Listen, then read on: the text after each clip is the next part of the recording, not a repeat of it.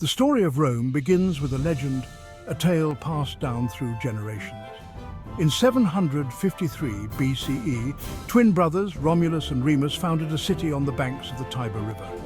Abandoned as infants, they were raised by a she-wolf, a symbol of strength and survival. Their story, though likely embellished, speaks to the Roman values of resilience and ambition. Rome's early years were marked by struggles for power and territory. The small city-state fought for survival against neighbouring tribes, slowly expanding its influence in the Italian peninsula. The Roman Forum would become the heart of political and social life in the burgeoning city. It was here that the Senate, an assembly of elders, advised the king and where laws were debated and enacted. The early Romans, though lacking the sophistication of later generations, possessed a strong sense of community and a pragmatic approach to governance. They were a hardy people, skilled in warfare and agriculture, laying the groundwork for the empire that would rise to prominence. In 509 BCE, a pivotal event reshaped Roman society. The monarchy, which had ruled Rome since its founding, was overthrown. In its place, a new system of government emerged, the Roman Republic. This dramatic transformation was driven by a desire for greater citizen participation and a rejection of absolute power. The Republic was structured around the principle of shared governance, with power distributed among various institutions. The Senate, now composed of elected officials, became the primary legislative body, responsible for making laws and guiding foreign policy. The Roman people, organized into assemblies, gained a voice in government, electing officials and voting on laws. This system, though far from perfect, aimed to prevent the concentration of power in the hands of one individual. The transition to a republic marked a turning point in Roman history, fostering a sense of civic duty and laying the foundation for centuries of expansion and prosperity. As the Roman Republic matured, it turned its attention outwards, embarking on a period of unprecedented expansion. The Punic Wars, a series of 3 conflicts fought against Carthage, a powerful North African empire, proved instrumental in establishing Roman dominance in the Mediterranean. These wars, spanning over a century, tested the limits of Roman military might and strategic acumen. The First Punic War, 264 to 241 BCE, saw Rome, traditionally a land power, develop a formidable navy, ultimately securing victory over Carthage's maritime empire. The Second Punic War, 218 to 201 BCE, witnessed the emergence of Hannibal, a Carthaginian general of unparalleled skill. Hannibal's daring invasion of Italy, crossing the Alps with elephants, posed the greatest threat to Rome's existence. Yet Rome persevered, rallying under the leadership of figures like Scipio Africanus, ultimately defeating Hannibal and securing its position as the dominant power in the Western Mediterranean. The Third Punic War, 149 to 146 BCE, marked by the utter destruction of Carthage, served as a stark reminder of Rome's ruthlessness and its determination to eliminate any threat to its supremacy. By the 1st century BCE, Rome stood as the undisputed master of the Mediterranean world. Its vast territories, stretching from Spain to Egypt, brought immense wealth and power. However, internal divisions and the strains of empire began to take their toll on the Republic. Ambitious generals, leading powerful armies, vied for control, undermining the delicate balance of power. Julius Caesar, a brilliant military strategist and charismatic leader, emerged from this tumultuous period. His conquest of Gaul, modern-day France, and his subsequent victory in a civil war against his rivals propelled him to the forefront of Roman politics.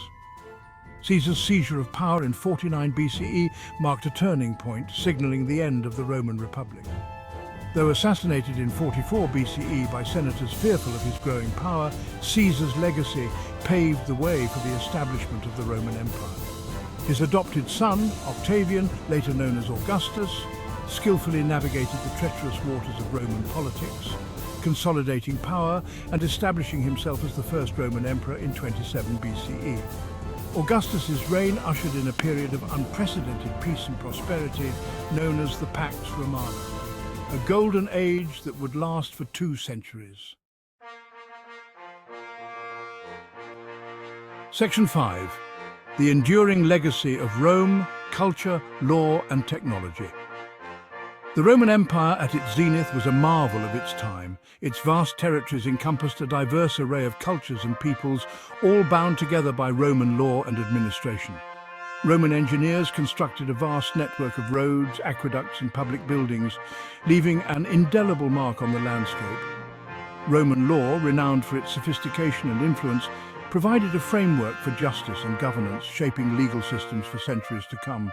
Latin, the language of Rome, spread throughout the empire, becoming the foundation for many Romance languages spoken today. Roman literature, philosophy and art drew inspiration from Greek predecessors while developing their own distinctive style. Poets like Virgil and Ovid crafted epic poems that celebrated Roman history and values, while philosophers like Seneca explored themes of stoicism and virtue. Roman architects and engineers achieved new heights of innovation, constructing magnificent temples, amphitheatres and public baths that stand as testaments to their ingenuity. The Colosseum, a colossal amphitheatre capable of holding 50,000 spectators, became a symbol of Roman entertainment and architectural prowess.